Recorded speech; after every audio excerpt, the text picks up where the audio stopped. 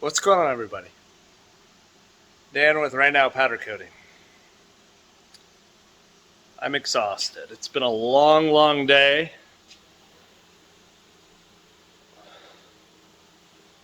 I'm gonna talk to you guys a little bit about what's going on, what I'm doing, what's happening, how you can get rust off parts, and actually it removes mill scale too, or laser scale. Sorry.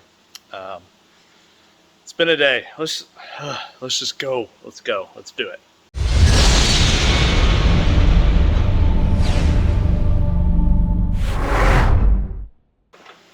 All right, so it's 9:09 Sunday. I've been here since 8 a.m., 8:30ish. I'm gonna be honest, 8:30. Took the old Corvette out. She's looking pretty. I've been struggling hard lately. This whole month has been nothing but a struggle, so I apologize for not getting videos out. We've got a customer who I love. They're bringing us tons of parts. Unfortunately, the parts we just got this time, like probably 3 out of 4 have rust on them. And they've been here for about a week and a half. And at first I was like, man, maybe that's my fault. But as we keep digging deeper, we keep finding more and more rust. So yeah, all these parts. And it's like that. Like their metal is sitting around too long. But it's literally like everywhere. So I spent all today thinking, how can I get this off without having to sandblast 1,000 parts? Because we're using a degreaser phosphate wash and then into the oven, dry it, coat it. So I remembered I had my handy dandy, those are the ones I did today. Not very many. It's like almost 200 of the 1,000. I did some other parts too, but I had this Rust-Oleum rust dissolver. Okay, so I was like, great. I had maybe like that much left. Put in a little cup, threw 4 of them in there, stripped all the rust off. It actually took the laser scale, which is what happens when the laser cuts the metal. It heats it up and it puts a scale on the edges. It took all that off. And I was like, oh, this is awesome. These are going to be really well prepped parts. Well, I dumped those out. And yeah, this is my mess. This is all the crap from it. So they were in this cup. I dumped the fluid out. Dumped those on the floor. They dried perfectly, looked great, and I hung them. And then I was like, man, I need to do a major batch of this. So I went and bought 4 of them, and that's what this is. So there's actually parts in there right now. And it does a great job, but I was taking them out of there and I was putting them into here so that the leftover would drip down. And then I set them up in front of my big fan to dry them. Well, the problem was it left residue on it. So these are all errors. You can see, yeah, nasty. And I'm like, okay, well, how the heck can I do this without rusting them out? Yeah, they look awful. So these are all going to, there's actually a whole basket of these, probably 150 already in the stripper, and then this is the leftovers.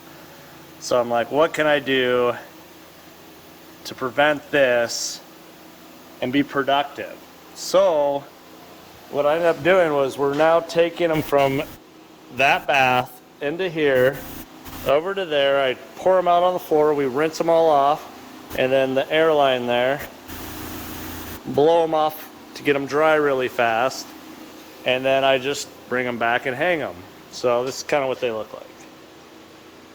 But you're not, it's stained, but it's smooth. There's nothing gooey on it. It's dry, no oils, and we still have to, we're going to degrease them, phosphate them, dry them, powder coat them. So that's the finish we're getting now, which is perfect. They don't want it's a little bumpy, but they don't want a lot of paint on these because they actually slide in between another bar, so that's where we're at. So I just thought I'd talk to you guys a little bit about what I was doing today, which was super stressful.